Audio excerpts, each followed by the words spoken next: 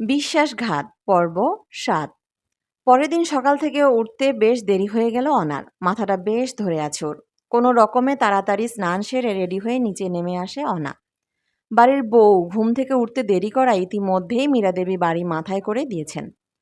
তা এখন সময় হলো ঘুম থেকে ওঠার। তা আরেকটু ঘুমাতে পারতে। ঘরে কি হচ্ছে তার দিকে বিন্দুমাত্র খেয়াল নেই। ঘর সংসার করার কোনো ইচ্ছা আদৌ আছে কি? অন্তত স্বামীর একটু সেবা যত্ন করে পুণ্য অর্জন করার চেষ্টা করো। মীরা দেবীর এমন আচরণে বেশ অবাক হয়ে অনা জিজ্ঞেস করলো, আপনি কি বলছেন? আমি কিছুই বুঝতে পারছি না, মা। হ্যাঁ, মানছি আমার উঠতে একটু দেরি হয়েছে। তা বলে এমনভাবে বলার কোনো দরকার নেই।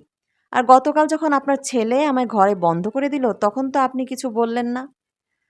বাবা, যত বড় মুখ না তত বড় কথা। এই মেয়ে, ভদ্রভাবে কথা বলতে শেখো। এত অহংকার ভালো না। সকাল থেকে আমার বাবুর ডান হাতটা আচমকা বেঁকে যাচ্ছে, যন্ত্রণায় ছটফট করছে।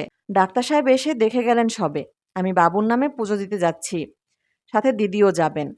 এমনিতেও আজ অমাবস্যার পুজো আছে, তাই আসতে দেরি হবে। মালা রান্না চাপিয়েছে, দয়া করে বাড়ির খেয়াল রেখো। শুভ্রর খেয়াল রাখার জন্য রিভু রয়েছে। তোমাকে ওখানে যাবার কোনো দরকার নেই, বুঝেছ? বলে সেখান থেকে চলে গেলেন মীরা দেবী। কিছুক্ষণ পর মীরা দেবী অনার পিসি শাশুড়ির সাথে মন্দিরের উদ্দেশ্যে রওনা দিলেন। এদিকে রান্নার মেয়ে মালা কাজ শেষ করে চলে গেছে।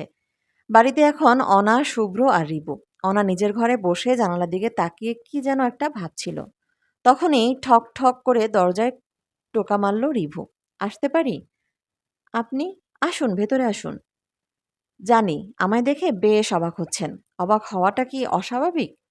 না, অবাক হওয়াটা একদমই অস্বাভাবিক নয়। তবে গুরুতর জিনিসের সঠিক খেয়াল না রাখাটা সত্যিই অবাক হওয়ার মতো। বলে পকেট থেকে একটা চাবি বের করে রিভু বলল, এটা রান্নাঘরের দরজার সামনে পড়ে গিয়েছিল। নিন, ভালো করে সামনে রাখুন। আরে, এটা তো ওই চাবি। এটা ওখানে গেল কি করে? অবাক হয়ে জিজ্ঞেস করল অনা। কি করে আবার?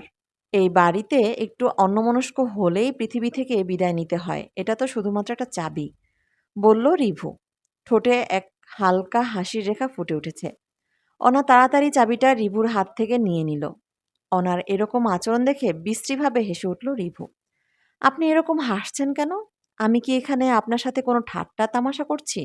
বিরক্তি সুরে প্রশ্ন করল অনা। আসলে আপনার কাজকর্ম এমনই যে কারোর পক্ষেই না হেসে থাকা সম্ভব নয়। আপনি বড্ড বোকা।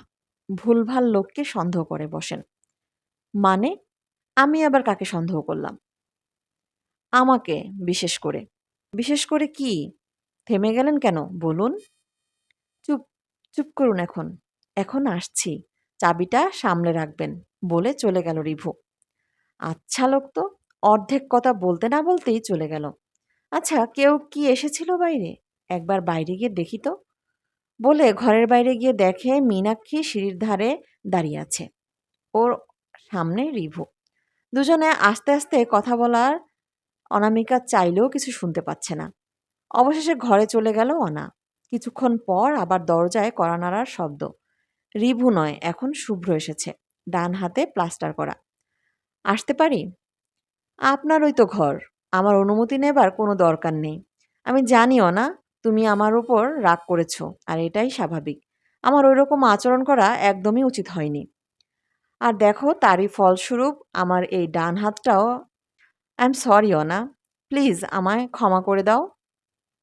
দিয়েছি। এবার আসতে পারো। আমি একটু একা থাকতে চাই।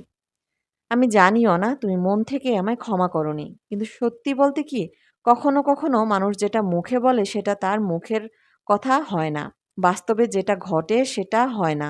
আর যেটা দেখা যায় না সেটাই হয়। শুধু এইটুকুই বলার ছিল, অনা, যে সবসময় আবেগ দিয়ে সত্যতা যাচাই করা যায় না। কারণ সব সত্যি সত্যি হয় না। আর কিছু গল্প মিথ্যে হলেও সত্যি বলে মনে হয়।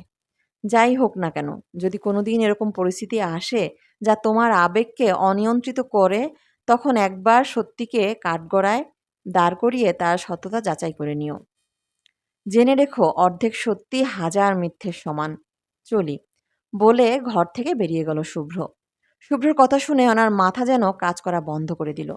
এটা কি নিছকই শুভ্রর কোনো ষড়যন্ত্র, নাকি সত্যি সত্যি এসবের মধ্যে শুভ্রর কোনো ভূমিকা নেই? তাহলে অনিক কেন ওভাবে বলল? মনে মনে ভাবল অনা।